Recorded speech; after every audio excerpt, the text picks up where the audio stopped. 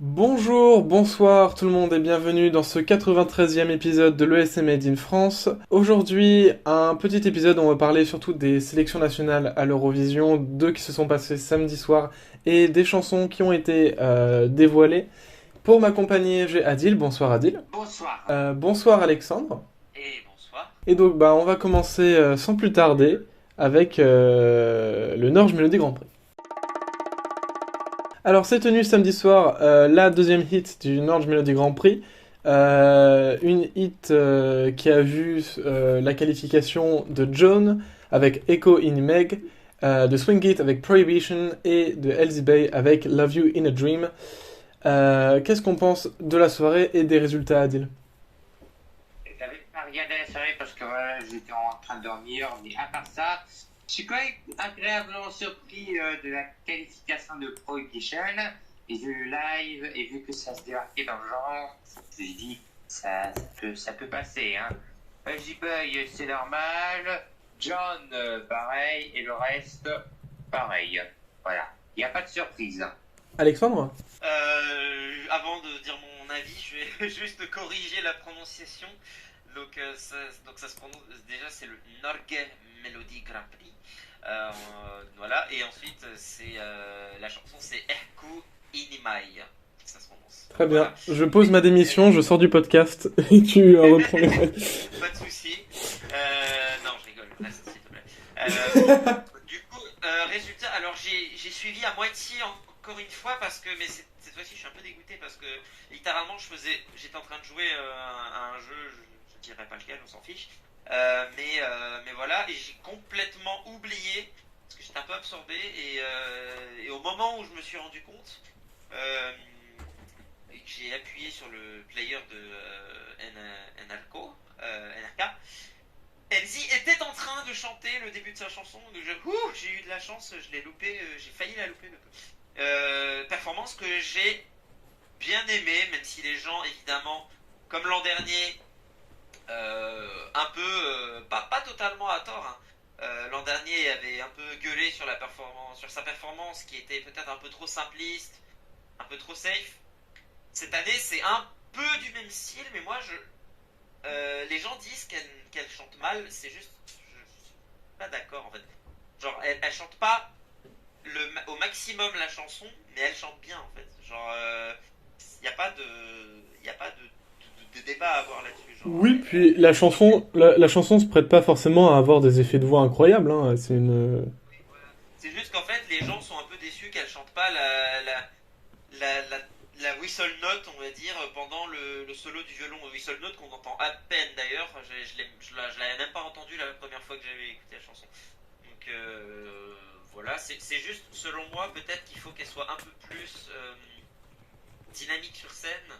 Pas forcément genre elle-même, mais peut-être le mouvement de caméra, ce genre de choses. Mm. Mais à voir. En tout cas, j'ai beaucoup aimé. J'ai vu pour Swing It aussi, très content. J'ai pas écouté énormément la chanson, mais pour moi c'est une diversité qu'il faut avoir. Et Echo Inima évidemment, c'est un bon petit banger, on va dire, on va pas se mentir, qui manquait un peu cette sélection. Récemment, les sélections, enfin les chansons en norvégien au MGP en finale, bon, ça manquait un peu, disons. Je crois qu'on n'en a pas eu une seule en 2021 et on n'en a pas eu non plus en 2022, si je dis pas de bêtises. La dernière, c'était avec Somme du R avec Akovi en 2020. Et bah là, on a en plus un morceau en norvégien qui peut potentiellement gagner au vu de son score dans les charts norvégiennes, pardon. J'ai inversé les accents. Donc à faire attention hein, quand même, à surveiller. Et sinon, le reste m'a pas plus percuté l'œil que ça. Mais, euh, mais voilà, donc ce sont des bons résultats selon moi. C'est, je crois même d'ailleurs, la première émission de sélection, enfin le premier show en fait, je crois où tous mes favoris sont qualifiés. Donc c'est très bien. Et bah moi aussi, les trois que je voulais voir qualifiés ce soir se sont qualifiés, donc je suis très content. Bon, Jones, c'est pas une chanson que j'apprécie énormément, mais je la trouvais meilleure que les quatre autres qui étaient en compétition, bien meilleure que les quatre autres qui étaient en compétition. Après, du coup, alors, déjà, Love You in a Dream, incroyable comme chanson de LZB. Je la préfère énormément à ce qu'elle avait fait l'an dernier.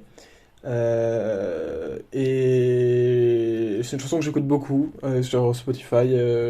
Et franchement, la performance m'a pas déçu.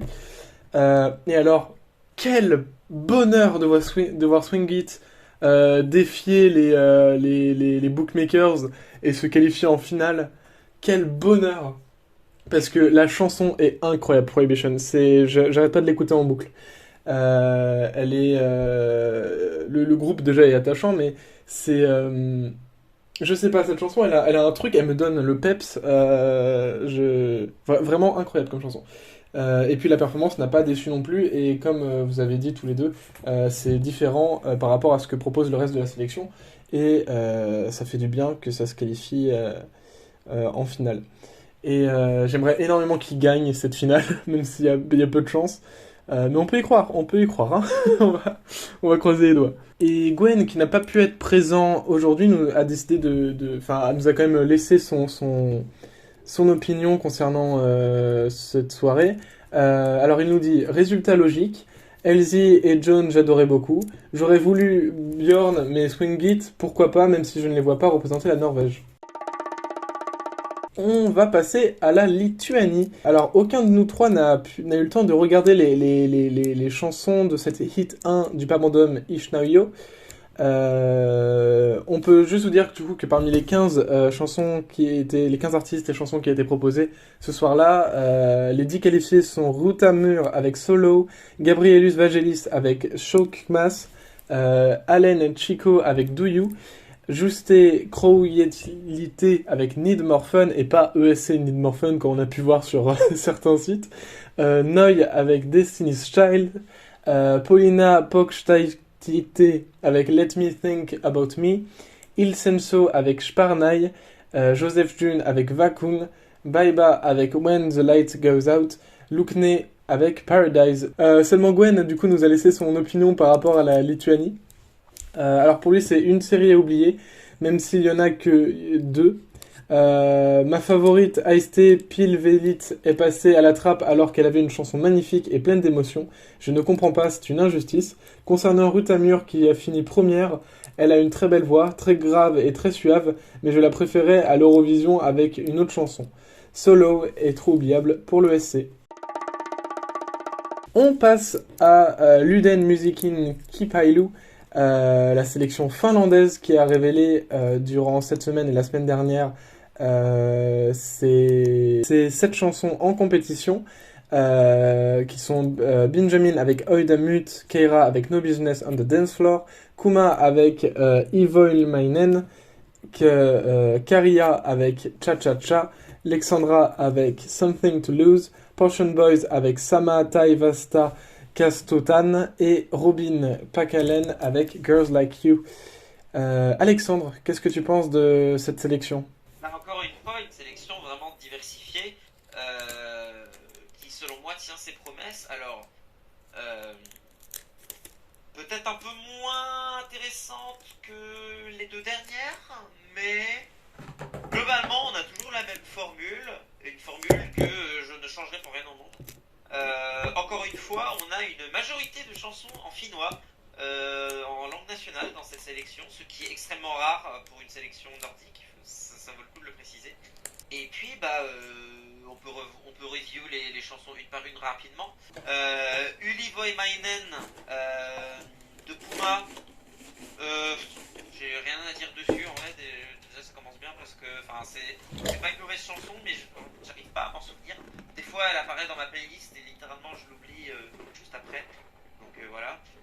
Alexandra avec Something to Lose, pareil, je l'oublie quasiment tout de suite. Mais je précise, ces deux chansons-là ne sont pas de mauvaises chansons en aucun cas. C'est juste que c'est pas quelque chose que j'écoute personnellement. No Business on the Dance Floor, très très efficace. ça peut potentiellement gagner, clairement. J'aime beaucoup la petite flûte dans le refrain d'ailleurs. On a aussi Portion Boys avec Samatai Basta Katsotan. J'ai très mal prononcé, mais c'est pas grave, enfin mieux que toi, ceci dit. Merci beaucoup. J'ai vu des gens comparer ce groupe, enfin la musique de ce groupe avec la musique de Little Big, et en vrai je peux un peu comprendre. C'est pas, j'irai pas non plus faire cette comparaison. Alors, je peux voir d'où elle vient. bizarrement, j'y reviendrai tout à l'heure, mais Little Big, je les aurais comparés à Cha Cha Cha. Mais Est-ce que tu dis ça parce que le chanteur ressemble beaucoup à Ilia? C'est possible. Alors, pas du tout. Je suis de retour. Pas du tout, hein, mais je développerai juste après. Ensuite, on a Roy Damut avec Benjamin. Très efficace aussi. À mon avis, ça va pas forcément être ultra bien en live, mais peut-être que je me trompe. Je me suis déjà trompé plusieurs fois. Je pense que tout le monde ici le sait. Donc pourquoi pas ça. Je vois pas cette chanson gagner, mais pourquoi pas peut-être. Ensuite, on a Girls Like You de Robin Pacalen. Ça aussi, à mon avis, pour moi, c'est soit cette chanson, soit No Business on the Dance. C'est trop long comme titre. Ou bien la chanson d'après qui gagnera. Pour moi, ça se joue entre ces trois-ci. C'est une chanson, mais qui est trop efficace. Je l'adore. On dirait, en fait, c'est vrai que c'est pas forcément un compliment, mais on dirait une chanson du Melfest, en fait, qui viendrait du Melody Festival. Laquelle, juste laquelle, t'es sur laquelle, là? Girls Like You. Ah, Girls Like You. Wow. Franchement, mais c'est pas, je dis pas ça pour dénigrer la chanson, au contraire. Genre, vraiment, j'adore le clip aussi. Je trouve que le clip en mode néon comme ça, un peu flashy années 80, c'est des trucs que j'adore. Personnellement, je suis un très gros consommateur de ça. Non, parce que la sonorité est groovy et tout. Ça, même moi qui déteste aller dans les clubs, dans les warehouses, des trucs comme ça me donne envie d'y aller, pour vous dire. Donc vraiment très efficace. Faire attention, ça peut gagner. Mais je suis surpris parce que justement cette chanson, j'ai l'impression que c'est celle qui a eu le moins de succès des 7 qui sont sortis. Et pourtant, ça devrait être une leçon de chaque Eurofan de ne jamais se fier aux favoris de la fandom. Ça, on devrait s'en douter, mais à chaque fois les gens oublient. C'était le cas avec Shirin, ça avait été le cas avec dis-moi donc Cicciolina, même si elle avait gagné le public, ça n'a pas suffi. Ça avait été le cas avec plein d'autres choix. Avec Kaino, Elodie. Pour moi, franchement, ça peut gagner. Et ensuite, Cha Cha Cha, évidemment, le grand favori. De manière assez surprenante en fait, parce que je vois totalement pourquoi cette chanson est favorite. C'est clairement celle qui se démarque le plus. Et puis évidemment, on le maîtrisera, c'est la seule chanson un peu rock metal de cette UMK. Et comme par hasard, pourtant... depuis 2021, à chaque fois, c'est une chanson rock / metal, hein, j'aime bien les deux ensemble, qui a gagné le. Alors oui, je sais. C'est pas du tout du rock, hein. En fait, je dis ça parce que lui-même, en fait, Kariya lui-même décrit la chanson comme un mélange de rap et de rock. En fait. Mais moi, en fait, je la décrirais comme Blind Channel décrit. Alors, Blind Channel, par contre, eux, c'était du néo-metal. Mais je décrirais comme ils décrivaient eux leurs chansons. Je trouve que c'est de la violent pop. Cha cha cha, je dirais plus. C'est pas faux, mais en tout cas, c'est lui-même qui le décrit comme ça. Donc je respecte la vision de l'auteur sur sa propre œuvre. Donc voilà. Et donc bref, de toute façon, t'as compris, tout le monde a compris ce que je voulais dire. Ouais. C'est la seule chanson un peu c'est la même chanson de ce genre-là en fait. Et comme par hasard, les 2 dernières années, à chaque fois qu'il y a eu une chanson, enfin en fait depuis le retour de l'UMK dans sa formule traditionnelle, on va dire en 2020, il n'y avait pas de chanson de ce style en 2020 si je ne me trompe pas. Et comme par hasard, depuis 2021 en fait, il y en a au moins eu une. Il y en avait même 2 en 2022. Et à chaque fois, c'est une chanson de ce style-là qui a gagné. Donc ce serait logique que ce soit Cha Cha Cha qui l'emporte en fait tout simplement. Mais En même temps, ça reste quand même, enfin, c'est un ovni. Encore une fois, j'adore dire ce mot. C'est clairement, on donne des mots, on donne des noms de genres, etc. Mais clairement, cette chanson ne rentre dans aucun de ces mots. Donc, Ah ouais, c'est réel. Bizarrement, j'avais lu sur et Twitter. voilà. Oui, dis-moi. Oui, non, oui, bizarrement, j'avais lu sur Twitter que, enfin, ouais, une utilisatrice avait dit que la chanson de Cha Cha Cha lui faisait penser à un mix, une sorte de mix entre Astrid Munsigra et Igranka dans certaines vibes. Et je trouvais que c'était pas stupide comme réflexion. En fait, j'ai direct, moi, je me suis fait cette réflexion, je l'ai même tweeté sur mon compte Twitter. Suivez-moi, hein, Sacha. Je me suis fait cette réaction. Euh, Ça me fait trop penser à Igranka, en fait, cette chanson. Au moins avec la palette de couleurs. Et la bizarreté, le mélange de genres et tout ça, le fait qu'il y a un peu de rap aussi, c'est clairement c'est Igranka. En plus, c'est 2023, Igranka c'est 2013. Vous savez, vous avez vu, il y a un 3 et tout. Je fais des coïncidences qui servent à rien. Voilà. Mais Donc pour moi, franchement, cette chanson, ce serait ce serait un peu, pour continuer hein, sur les comparaisons à la noix, ce serait peut-être la chanson la plus originale, la plus bizarre, on va dire, la plus avant-gardiste, ce serait peut-être le Incorpore Sano de 2023, peut-être. Ouf, le grand écart est fou. Hein. Donc après, calmez-vous, hein, on a que 3 chansons actuellement. On en a encore une petite quarantaine d'autres, hein, un peu moins. Donc voilà. Mais pour moi, globalement, le riff du début est trop bien. Le moment un petit peu de transition et enfin le catharsis final avec cet enchaînement, cette progression très pop, techno, boîte de nuit, tout ça, c'est godlike quoi en fait.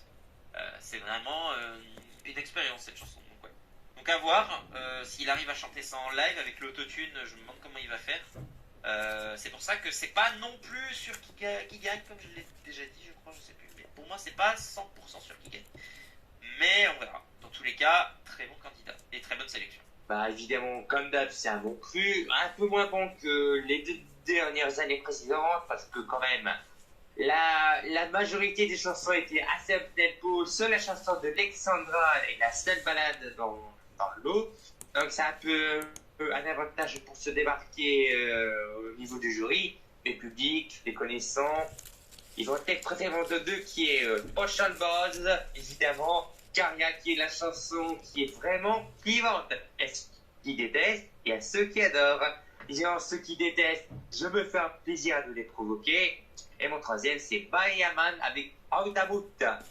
Ah oui, le The Weeknd en finnois. Sinon, le reste, c'est bon dans le genre, mais j'accroche pas vraiment parce que c'est pas ouf. Hein. Perso, alors, du coup, je trouve que l'UMK, c'est vraiment la meilleure sélection nordique. Hein. Clairement, je trouve que c'est la meilleure. Avec le Songvakeppnin, parce que j'aime bien le Songvakeppnin. Voilà. J'aime bien cette sélection quand même. J'ai du mal à parler ce soir. Ouais, du coup, j'ai beaucoup aimé cette sélection, même si, oui, comme tout le monde, je constate quand même un niveau un peu plus bas.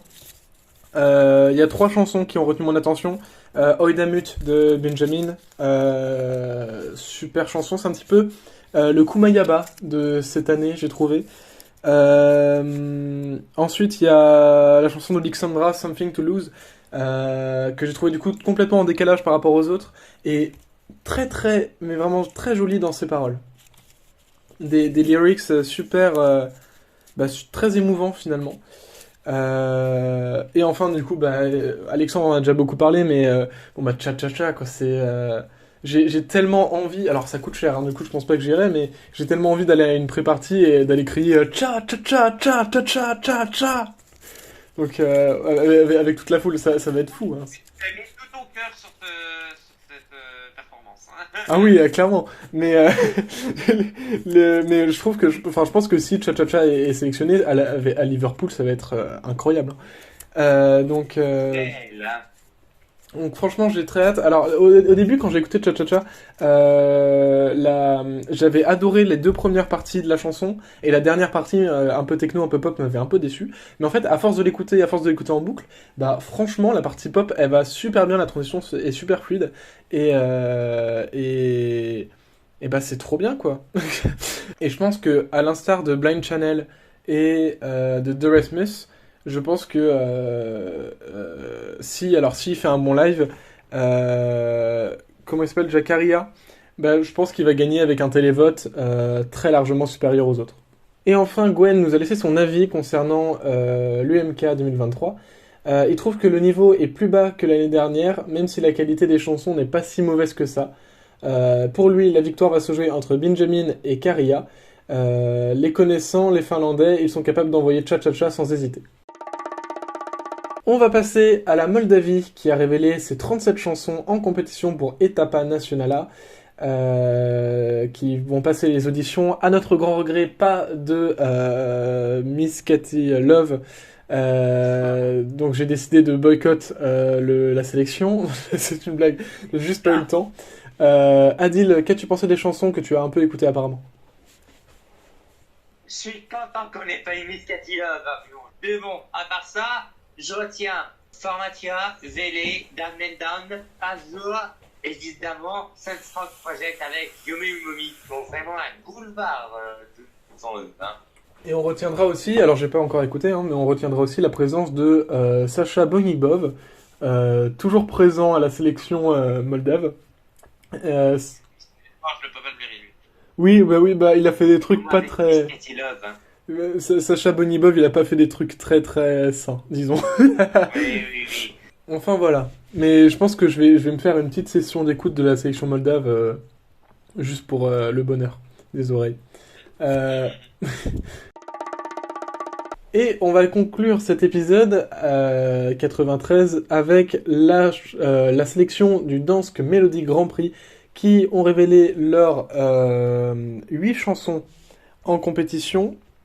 Alors, ces 8 chansons sont, je vais vous les dire tout de suite, Maria Leberg avec Human, Niklas Son avec Freedom, Heya avec I Was Gonna Marry Him, Maya Maya avec Beautiful Bullshit, Soren Torpegard Lund avec Ligeher, Mickey Schkel avec Glange Bilde, Riley avec Breaking My Heart qui lui risque une disqualification du Dansk Melody du Grand Prix parce que il aurait performé sa chanson bien avant. Enfin, il y a des risques quoi qui ne soient pas en compétition finalement. Et Frédéric Léopold avec Stuck on You. Adil, que penses-tu de ces 8 chansons de la sélection?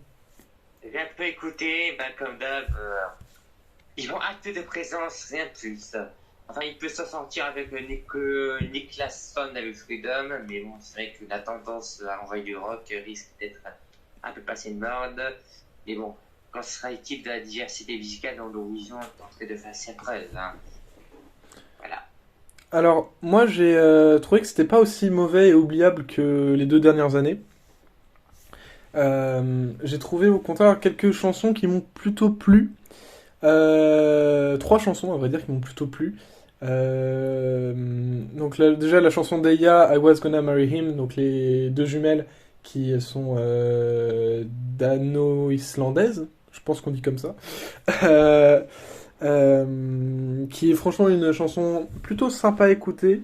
Freedom de Niklas Son est assez cool, bien rock et tout comme il faut. Et la chanson qui m'a le plus plu, c'est Human de Maria Leberg, qui était franchement... j'ai passé un bon moment à l'écoute. Elle est pas extraordinaire cette chanson, mais j'ai passé un bon moment. Donc pourquoi pas, je trouvais qu'il y avait une construction intéressante.